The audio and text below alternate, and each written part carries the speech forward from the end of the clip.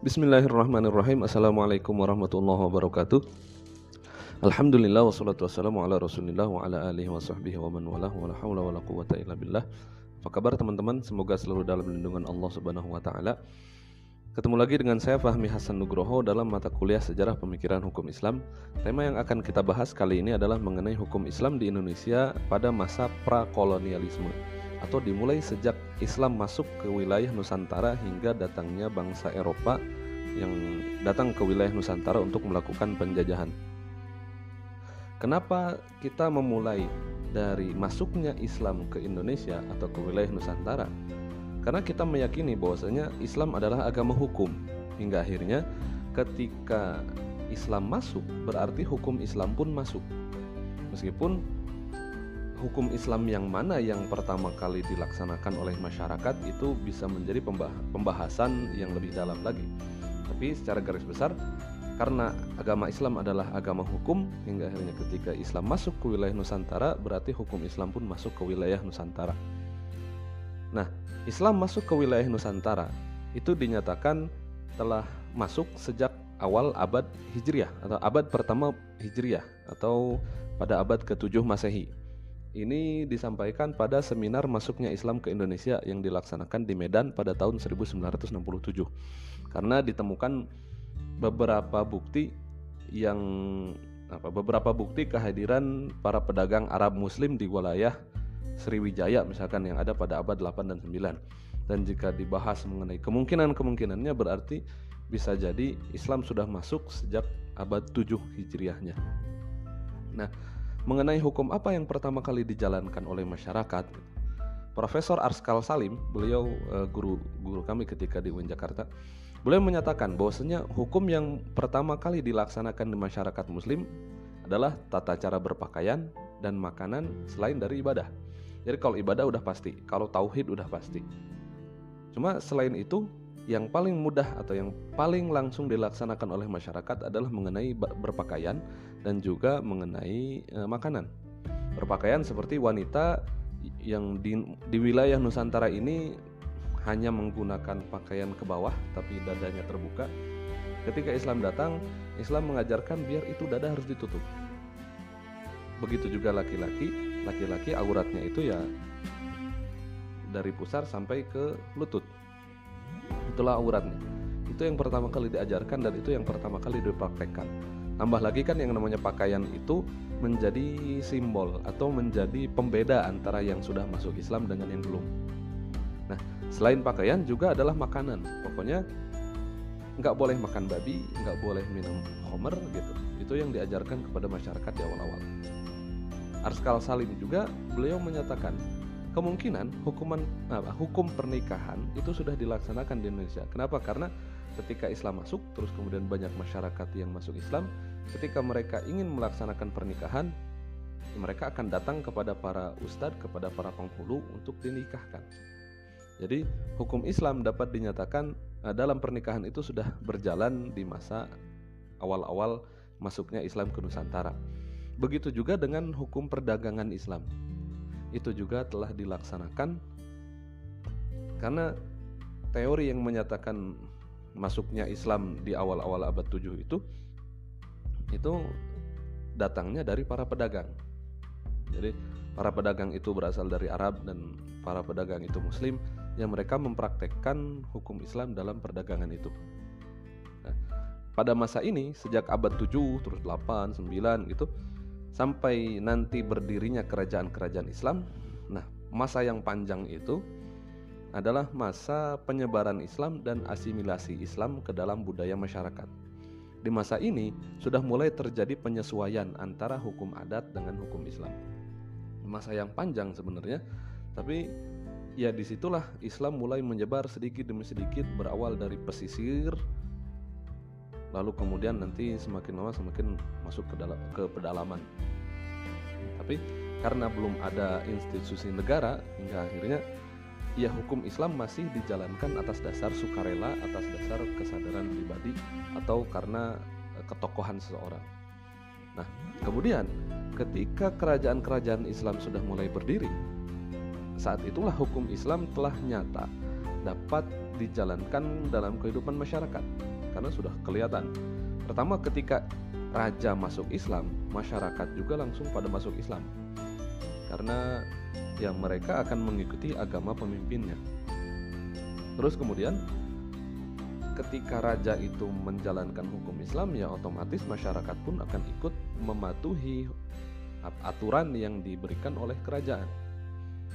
Gitu. Tambah lagi, hampir di setiap kerajaan-kerajaan Islam itu terdapat lembaga-lembaga penegakan hukum Islam. Jadi selain raja, dan raja itu pasti memiliki para menteri, dan di kerajaan pun ada mufti dan juga ada qadhi. Dengan adanya seorang mufti berarti kan ada lembaga ifta di situ yang mengurusi fatwa hukum Islam bagi kerajaan. Ada juga qadhi. Kalau qadhi berarti kan lembaga peradilan agama sudah ada, karena urusan qadhi itulah nanti yang akan menyelesaikan perkara di antara masyarakat. Begitu. Nah, fase ini kemudian nanti dilanjutkan dengan fase pembuatan undang-undang tertulis oleh kerajaan-kerajaan tersebut. Karena yang namanya kerajaan akan membutuhkan acuan bagi para hakim dan qadhi untuk menjalankan hukum Islam di wilayahnya. Materi tentang hukum Islam di Indonesia masa prakolonialisme ini, jujur ini merupakan materi yang berat bagi saya untuk mencari sumbernya. Kenapa? Pertama, karena kerajaan Islam itu di Indonesia, di Nusantara itu sangat banyak. Dan dapat diasumsikan bahwasanya setiap kerajaan Islam yang ada di Nusantara itu masing-masing memiliki hukum sendiri-sendiri dengan ciri khas sendiri-sendiri. Saya menyiapkan bahan untuk perkuliahan ini sejak minggu yang lalu hingga akhirnya kebetulan Selasa kemarin libur. Saya masih belum selesai membuat materi hingga akhirnya Selasa belum sempat bikin, dan saya masih dalam proses mencari sumber data, mencari buku, mencari jurnal yang membahas mengenai bagaimana bentuk hukum Islam yang ada di kerajaan-kerajaan tersebut. Nah, di antara kerajaan yang akan dibahas kali ini, contohnya seperti kerajaan Samudra Pasai. Ini dinyatakan sebagai kerajaan yang awal pertama berdiri di Nusantara, di ujung barat Indonesia, Aceh. Berdiri pada tahun 1267 dan gugur atau hancur pada tahun 1524. Nah, kerajaan Samudra Pasai ini ya bisa dibilang terlalu lama ya, karena saking awalnya hingga akhirnya tidak banyak catatan yang menyimpan informasi mengenai pelaksanaan hukum Islam di Samudra Pasai, apalagi abad-abad sebelumnya. Makanya dari abad 7 hingga abad ke-13 ini agak susah mencari bagaimana praktek pelaksanaan hukum Islam di wilayah Nusantara. Jangankan itu, di masa kerajaan Samudra Pasai pun agak sulit untuk mencari catatan informasi mengenai pelaksanaan hukum Islamnya. Nah, satu-satunya catatan mengenai pelaksanaan hukum Islam di kerajaan Samudra Pasai itu adalah catatan dari Ibnu Battuta. Mungkin antum tahu. Beliau adalah orang Maroko dan beliau adalah penjelajah ya, dari Maroko itu, yang melakukan penjelajahan dari wilayah Afrika Utara sana ke Asia, terus kemudian ke Asia Tenggara sampai ke Cina, nanti balik lagi. Nah, beliau melakukan perjalanan dan berhenti di Samudra Pasai pada abad ke-14. Perjalanannya dari India mau ke Cina, berhenti dulu di Samudra Pasai. Nah, Ayang Utriza Yakin, itu dosen saya juga ketika di Jakarta. Beliau melakukan analisis terhadap catatan Ibnu Battuta ini. Nah, di antara beberapa hal yang bisa diambil dari catatan Ibnu Battuta tentang perjalanannya ke Samudra Pasai, diketahui bahwasanya pertama, kerajaan Samudra Pasai itu menjalankan hukum Islam dengan mazhab Syafi'i. Jadi kerajaan dan juga masyarakatnya sudah menganut mazhab Syafi'i. Di dalam kerajaan juga telah terdapat posisi yang khusus untuk hukum Islam, seperti qadhi dan juga faqih. Qadhinya dikisahkan di dalam catatan itu namanya Amir Sayyid Ash-Shirazi, orang yang berasal dari kota Shiraz. Ya, kota Shiraz itu adalah kota yang mana masyarakatnya bermadzhab Syafi'i. Salah satu ulama yang muncul dari sana adalah Imam Ash-Shirazi yang membuat yang membuat kitab Al-Luma' fi Ushulil Fiqh dengan kitab Al-Muhadzab fil Fiqh Asy-Syafi'i. Nah, itu Amir Sayyid Asy-Syirazi. Tapi bukan beliau yang bikin bukunya, tapi beliau berasal dari kota Syiraz. Sedangkan faqih, ada beberapa orang faqih yang diangkat menjadi mufti resmi negara. Nah, orang-orang itu yang dikatakan menjemput Ibnu Battutah ketika beliau nyampe di pelabuhan. Nah, dalam catatan itu juga dinyatakan bahwasanya di masa itu dilaksanakan jihad melawan orang kafir di wilayah atau di luar wilayah kerajaan Samudra Pasai. Dan juga dilaksanakan hukum jizyah bagi penduduk non-muslim yang ada di wilayah kerajaan Samudra Pasai. Dengan adanya jihad dan adanya jizyah, berarti di kerajaan Samudra Pasai itu telah berjalan juga konsep Darul Islam, Darul Harb, dan Darussulah. Ada juga konsep kafir harbi dan kafir zimmi. Nah, tapi karena catatan yang terbatas, maka kita tidak bisa menemukan bagaimana praktek hukum Islam terkait dengan hukum perdata ataupun pidana bagi penduduk kerajaan Samudra Pasai. Kita nggak bisa melacak bagaimana hukum pidananya, orang mencuri hukumannya apa, orang mabuk hukumannya apa, orang melakukan zina hukumannya apa. Kita nggak bisa melacak sampai sejauh itu. Tapi seenggaknya beberapa hal tadi bisa didapatkan dari kerajaan Samudra Pasai. Nah, selanjutnya kerajaan Samudra Pasai itu dilanjutkan oleh kerajaan Aceh Darussalam, Kesultanan Aceh Darussalam. Kesultanan Aceh Darussalam ini ya dia yang mengalahkan kesultanan atau kerajaan Samudra Pasai. Nah, di Kesultanan Aceh Darussalam yang berdiri sejak 1497 sampai 1688.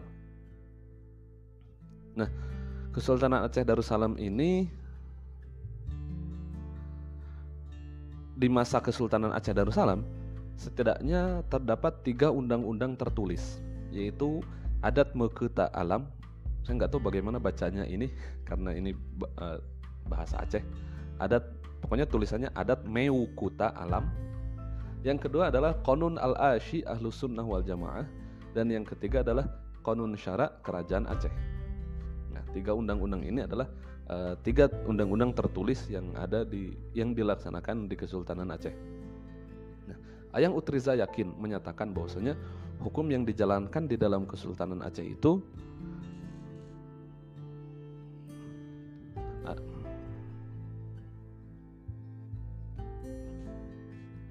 Ayang Utriza yakin menyatakan bahwasanya hukum yang dijalankan di dalam Kesultanan Aceh itu adalah hukum adat yang bernuansa Islam. Dari undang-undang yang memuat 105 pasal, hukum adat terdiri dari 89 pasal. Hukum Islam sebanyak 15 pasal dan hukum campuran antara keduanya adalah 1 pasal. Namun, yang menjadi catatan dalam masa pemerintahan Kesultanan Aceh ini adalah pengaruh sultan itu sangat kuat dalam pelaksanaan hukum. Hingga akhirnya hukum itu bisa berubah dengan pergantian sultan yang berkuasa. Contohnya, seperti hukuman pelaku kejahatan perzinaan. Di masa Sultan Ali Moghoyat Shah, hukumannya itu si lelaki yang melakukan zina itu dihukum mati, sedangkan wanitanya itu dijadikan budak. Lalu kemudian di masa Sultan Alauddin Riayat Shah Al-Qahhar, itu yang diberlakukan bagi pelaku zina adalah hukuman rajam dan cambuk sesuai dengan aturan fikih. Kalau zina muhson berarti zina muhson itu berarti dirajam sampai mati. Kalau zina ghair muhson itu berarti dicambuk. Namun aturan itu ya lenyap dengan wafatnya Sultan Al-Qahhar tadi. Beda lagi ketika masa pemerintahan Sultan Alauddin Riayat Shah Al-Mukammil. Beliau menerapkan hukum sesuai dengan kehendaknya. Jadi muncul hukum-hukum yang sama sekali tidak ada dalam fikih. Contohnya ya ini tadi, dalam pelaku zina itu hukumannya diinjak gajah sampai mati, atau tubuhnya ditarik gajah hingga terputus, atau ada hukuman dipotong kemaluan, atau kalau misalkan perempuan maka hukumannya adalah congkel mata atau potong hidung. Itu di masa Sultan Alauddin Riayat Shah Al-Mukammil. Kemudian di masa Sultan Iskandar Muda, yang dikatakan bahwasanya di masa beliau adalah masa keemasannya Kesultanan Aceh. Di masa beliau, pelaku zina laki-laki itu disimpan di suatu lingkaran, lalu kemudian dikelilingi oleh sejumlah lelaki dari keluarga wanita itu. Baik si pelaku zina itu dan para laki-laki yang mengelilinginya, mereka sama-sama dikasih senjata pedang. Hingga akhirnya orang-orang yang mengelilingi itu diperintahkan untuk mengeroyok si laki-laki pelaku itu, dan dia melawan sendirian dengan senjata. Ya dapat dibayangkan, pasti sudah dipastikan ya orang itu akan mati karena kalah jumlahnya. Nah, bahkan dikisahkan Sultan Iskandar Muda ini menghukum pancung putranya sendiri yang melakukan zina. Jadi kebayang, Sultan Iskandar Muda ini cuma punya satu orang putra, nggak ada putra yang lain, meskipun putri ada. Nah, anak laki-laki satu-satunya yang sudah diharapkan, sudah diproyeksikan akan menjadi pelanjut atau putra mahkota yang menjadi penerus kesultanan setelah Iskandar Muda wafat. Tapi ternyata ada konspirasi hingga akhirnya si putra mahkota itu melakukan zina, melakukan hubungan seksual dengan orang lain. Sultan Iskandar Muda ketika mendengar itu marah. Akhirnya dalam mahkamah ada masukan kepada Sultan Iskandar Muda, tapi beliau tetap akan menghukum putranya sendiri. Jadi akan menegakkan hukum meskipun itu adalah putranya sendiri, sebagaimana yang dinyatakan oleh Rasulullah SAW, kalau misalkan Fatimah itu mencuri maka saya akan memotong tangannya. Gitu. Hingga akhirnya si anak dari Sultan Iskandar Muda ini ya dihukum pancung oleh dianya sendiri, oleh Iskandar Muda itu. Cuma yang menjadi masalah adalah ketika Sultan Iskandar Muda menjatuhi hukuman pancung kepada putranya, ini apakah hukum Islam atau ini hukum sultan? Karena hukum Islam, kalau misalkan yang melakukan zina itu ghairu muhsan, maka hanya dicambuk saja. Kalau muhsan maka dirajam, tapi tidak ada hukuman pancung untuk pelaku zina. Jadi ini salah satu bukti bahwasanya hukum yang dijalankan di dalam Kesultanan Aceh itu campuran antara hukum adat dan juga hukum Islam. Dan pengaruh sultan itu sangat kuat dalam melaksanakan hukum. Nah, di masa ini juga, di masa Kesultanan Aceh itu terjadi hukuman potong tangan.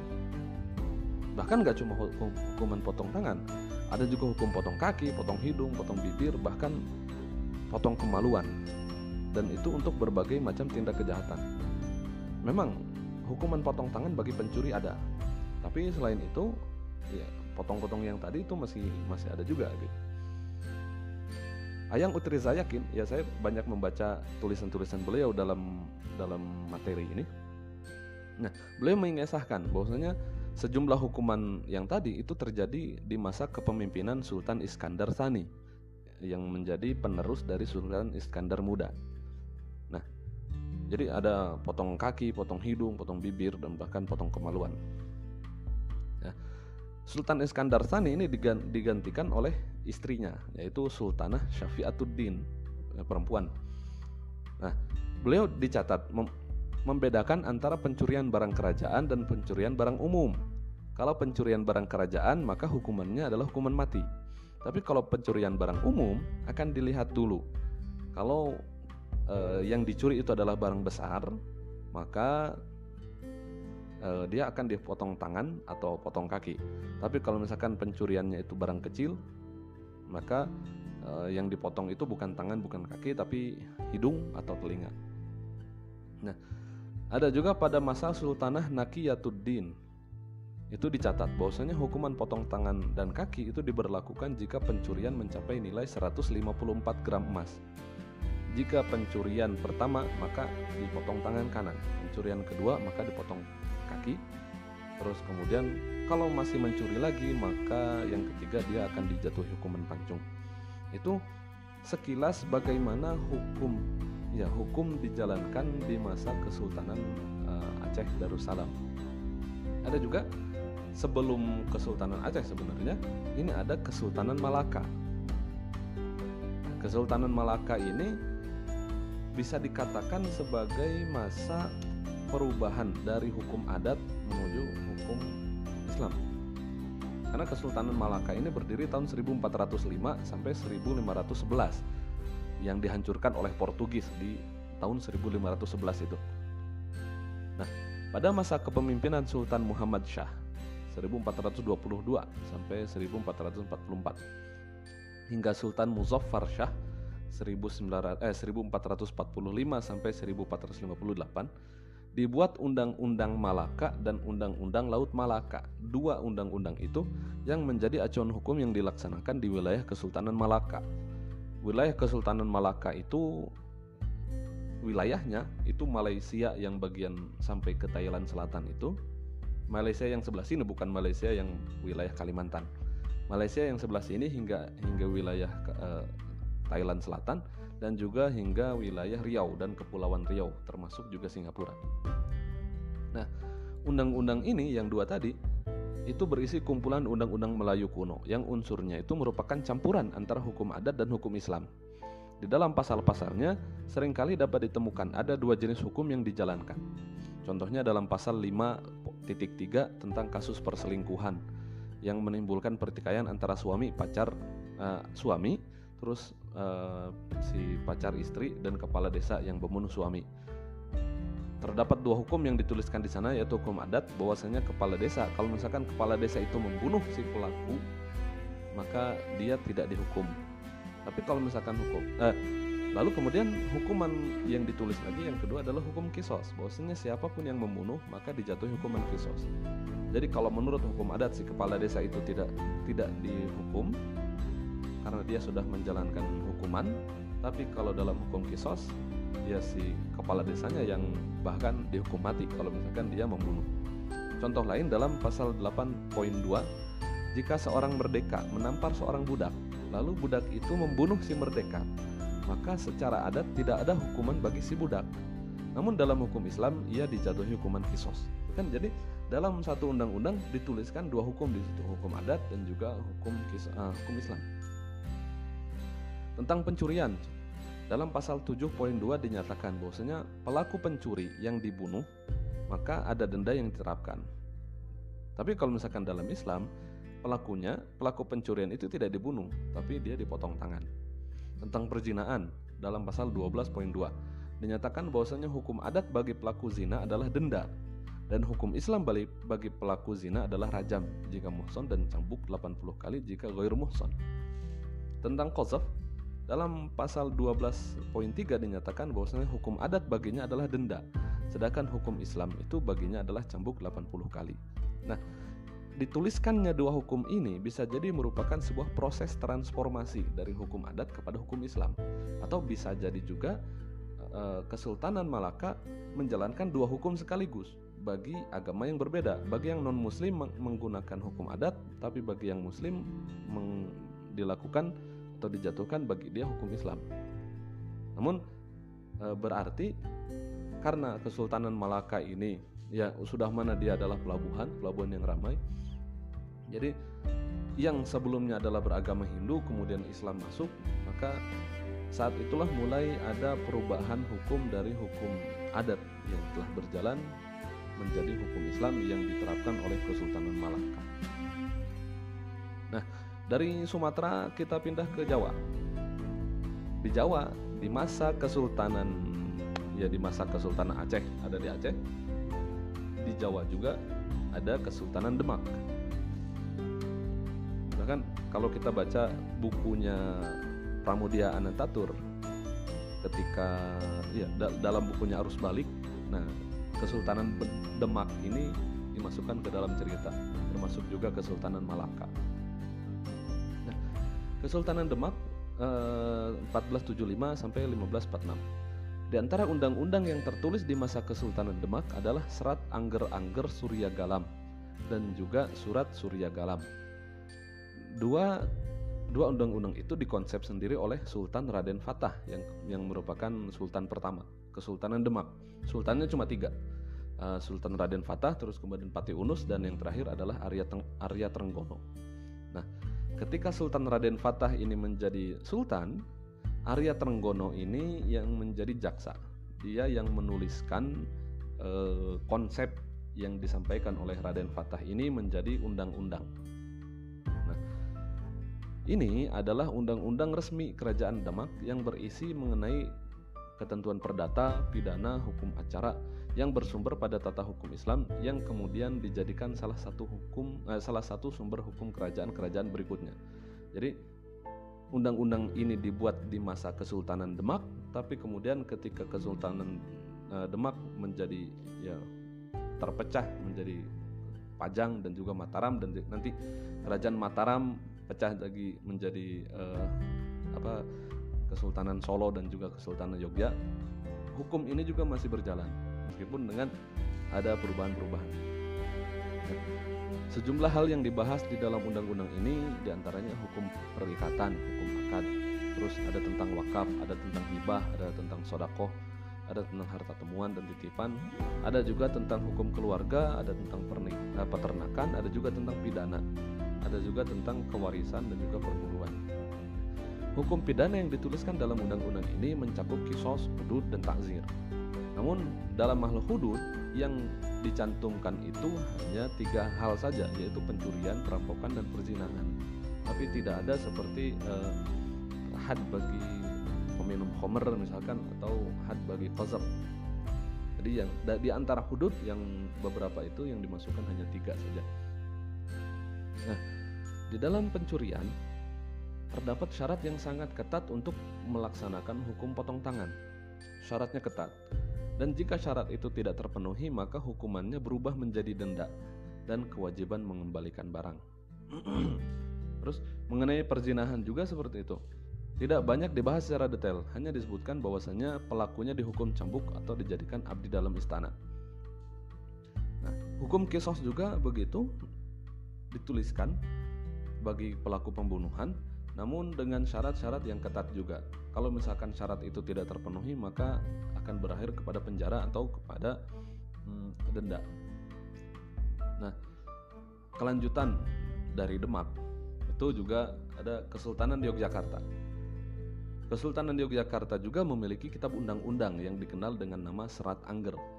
Undang-undang ini mengatur sistem bermasyarakat, bernegara, dan juga mengandung nilai-nilai kearifan tradisional yang bisa diteladani untuk diterapkan dalam kehidupan masyarakat. Naskah ini berisi tentang perundang-undangan atau angger-angger yang berlaku di Keraton Kasultanan Yogyakarta.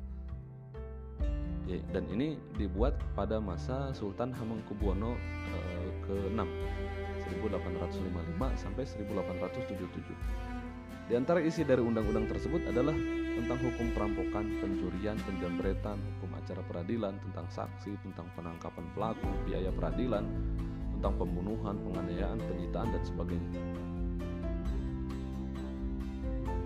Nah, selain kerajaan-kerajaan yang disebutkan tadi, itu masih banyak kerajaan-kerajaan Islam lain yang diduga kuat memiliki memiliki kitab undang-undang sebagaimana yang telah ditemukan di sejumlah kerajaan yang tadi. Kan masih ada kerajaan Jambi, masih ada kerajaan Palembang, masih ada kalau di wilayah Sulawesi ada Maluku, ada Ternate, ada Goa, ada Talo, terus kalau di selatan ada Kesultanan Bima. Jadi masih banyak kerajaan-kerajaan Islam yang lain yang diduga kuat memiliki kitab undang-undang sendiri. Cuma karena keterbatasan saya dalam melakukan pencarian, maka yang bisa kita bahas dalam pertemuan kali ini adalah yang beberapa kerajaan tadi. Mungkin teman-teman juga bisa melakukan pencarian lebih dalam. Bagi orang yang hidup yang kebetulan wilayahnya di Nusa Tenggara Barat, bisa melakukan pencarian mengenai bagaimana Kesultanan Bima yang di Sulawesi, bisa mencari bagaimana sebenarnya hukum Islam dijalankan di masa kerajaan-kerajaan yang ada pada masa itu. Nah, di antara buku undang-undang yang dituliskan juga ada yang dituliskan oleh Nuruddin Ar-Raniri. Beliau itu ulama yang hidup di masa Kesultanan Aceh. Beliau menulis kitab Siratul Mustaqim pada tahun 1628 dengan maksud untuk menjadi pegangan dalam penegak hukum Islam di masyarakat Nusantara. Buku ini lalu kemudian dikomentari oleh Syekh Arsyad Al-Banjari dan ditulis dalam suatu buku berjudul Sabilul Muhtadin. Sabilul Muhtadin ini kemudian dijadikan pegangan dalam penerapan hukum Islam di Kesultanan Banjar. Nah, di antara kodifikasi hukum yang dilakukan oleh kerajaan-kerajaan Islam di Nusantara itu ada lagi yang lain seperti Batu Bersurat Trengganu 1303. Ada Undang-Undang Melaka yang tadi disebutkan, ada Hukum Adat Pepakem di Kesultanan Cirebon tahun 1768. Ada juga Undang-Undang Sultan Adam di Kesultanan Banjar. Terus ada juga Kesultanan Banten dan masih banyak lagi. Nah, adanya temuan ini menunjukkan bahwasanya hukum Islam adalah living law atau hukum yang telah hidup di masyarakat Nusantara di masa prakolonialisme. Kenyataan inilah yang kemudian menjadi landasan munculnya teori receptio in complex. Antum harus hafal ini. Teori receptio in conflict yang dicetuskan oleh Van den Berg yang wafat tahun 1927. Dia menilai bahwasanya hukum Islam itu telah menjadi hukum yang hidup di tengah masyarakat Muslim Nusantara atau living law tadi. Maka masyarakat Muslim itu harus tetap menjalankan hukum Islam meski tidak bisa sempurna dan terdapat kekurangan di sana sini. Nah, Van den Berg ini atas dasar teorinya dia yang mengkonsep peraturan nomor 152 Stadsblad tahun 1882 di masa pemerintahan kolonialisme Belanda yang melegitimasi peradilan agama meski dengan lingkup yang terbatas pada hukum-hukum tentang pernikahan, warisan, dan wakaf. Van den Berg ini menyatakan bahwasanya bagi rakyat pribumi yang berlaku bagi mereka adalah hukum agamanya. Jadi Van den Berg ini meskipun cuma ngasih segini gitu. Nah, jadi peradilan agama itu, peradilan pribumi itu hanya mengurusi tentang pernikahan, warisan, dan wakaf, tapi ini udah sangat lumayan karena mereka penjajah itu datang nggak cuma bawa senjata tapi juga bawa hukum. Bahkan mereka ingin menjalankan hukumnya di sini. Namun oleh si Van den Berg ini udah biarin yang hukum privat yang untuk umat Islam ya udah pakai hukum privat umat Islam aja. Sedangkan hukum publiknya biar tetap pakai hukum kita. Jadi nggak heran kalau misalkan sekarang ada pemisahan antara pengadilan negeri dengan pengadilan agama. Dan pengadilan agama wewenangnya ya cuma hukum keluarga, tambah lagi dengan sekarang ada hukum ekonomi syariah. Ya, karena warisannya dari situ. Ini meskipun begitu, ya Van den Berg ini ya cukup berjasa. Karena kalau nggak ada jasa dia berarti yang dijalankan di sini nggak ada lagi dualisme hukum seperti ini, semuanya akan masuk ke dalam pengadilan negeri, kira-kira gitu. Nah, teori Van den Berg ini itu sangat bertentangan dengan teori yang dimunculkan oleh Snoop Hurgronje. Nggak bisa juga bacanya itu. Nah, si Snoop Hurgronje ini pada tahun 1920-an dia mencetuskan teori receptio yang menyatakan bahwasanya hukum yang dijalankan oleh pribumi itu sebenarnya adalah hukum adat. Sedangkan hukum agama baru dijalankan jika hukum tersebut diterima oleh pribumi sebagai hukum adat. Nih, jadi mungkin nanti kita akan bahas lebih dalam pada pertemuan yang akan datang mengenai pertentangan antara hukum Islam, hukum adat dan juga hukum barat yang dibawakan oleh pemerintah kolonialisme Belanda. Pertentangannya adalah ini. Jadi kenyataan yang tadi kita sampaikan bahwasanya hukum Islam itu adalah hukum yang sudah hidup di Nusantara itu sebenarnya bertentangan dengan teori receptio-nya Snoop Hurgronje yang menyatakan bahwasanya yang berjalan itu hanya hukum adat, hukum agama itu hanya berjalan kalau sudah menjadi hukum adat. Kan buktinya enggak, bahwasanya hukum Islam itu ya berjalan sebagai hukum Islam dan juga hukum adat juga dengan hukum adat. Nah, namun disayangkan teori yang dicetuskan oleh Snoop Hurgronje ini itu kemudian yang dipegang oleh pemerintah kolonialisme Belanda, ya pemerintah kolonial Belanda di masa-masa akhirnya, hingga akhirnya teori itu yang kemudian dijalankan oleh negara ini hingga awal-awal masa kemerdekaannya. Hingga akhirnya pengadilan agama itu seperti disingkirkan, seperti tidak memiliki kewenangan yang luas sebagaimana pengadilan negeri. Kita akan membahas tentang ini pada pertemuan yang akan datang.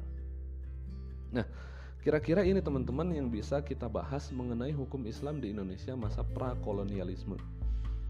Untuk bacaan lebih lanjut, teman-teman bisa melakukan pembacaan terhadap bukunya Ayang Utriza Yakin yang berjudul Hukum Islam Nusantara, Sejarah Hukum Islam Nusantara abad 17 dan abad 18. Terus teman-teman juga bisa baca buku khususnya untuk Kesultanan Demak ini, ada buku judulnya Hukum Pidana Islam di Kerajaan Demak. Cuma ini saya cari cetaknya nggak ada, akhirnya harus beli di Google Book di Play Store. Saya beli di situ. Hukum Pidana Islam di Kerajaan Demak abad 15, Dr. Hajah Naili Anafah, SHI MAG. Ada juga tulisan Profesor Dr. Askar Salim. Antum bisa mencari di Google Scholar. Beliau menulis tentang sejarah hukum Islam. Ada jurnalnya. Ayang Utriza Yakin juga menuliskan beberapa jurnal. Antum juga tinggal buka Google Scholar scholar.google.com. Terus kemudian antum cari aja Ayang Utriza Yakin. Nanti akan muncul beberapa artikel beliau. Beliau menulis tentang hukum tentang hukum di Malaka, hukum di Aceh gitu. Hukum itu beliau menuliskan tentang itu, dan itu menjadi salah satu rujukan saya dalam membuat materi ini. Jadi, saya akui bahwasanya materi yang saya sampaikan ini masih kurang lengkap, karena kerajaan Islam masih sangat banyak, tapi setidaknya kesimpulan yang tadi disampaikan di akhir adalah dilandasi atas bukti-bukti sejarah yang tadi saya sampaikan di awal. Hingga akhirnya kita ini baru 75 tahun merdeka, 76 tahun kalau misalkan nanti Agustus. Nah, berarti hukum yang dijalankan di Indonesia ini, hukum Islamnya meskipun cuma segini, padahal dulu hukum Islam yang dijalankan di Indonesia sebelum masa kolonialisme itu ya hampir seluruhnya dijalankan. Meskipun tidak dalam kondisi sempurna, meskipun ada perubahan-perubahannya juga, ada percampuran dengan hukum adatnya juga, ada yang sangat-sangat dipengaruhi oleh keputusan sultan juga. Tapi minimal hukum Islam yang dijalankan itu sudah termasuk seluruh bidang, meskipun nggak sempurna kayak tadi. Ada hukum jihadnya juga, ada hukum jizyahnya juga, ada teori Darul Harbi, ada teori Darul Kufr, ya, ada teori Darul Islam. Terus kemudian ada hukum potong tangan, ada hukum rajam. Meskipun ya tadi pelaksanaannya tidak begitu sempurna. Nah, baik, mungkin seperti itu yang bisa kita bahas. Kurang lebihnya saya mohon maaf. Semoga bisa bermanfaat. Wabillahi taufiq wal hidayah. Wassalamualaikum warahmatullahi wabarakatuh.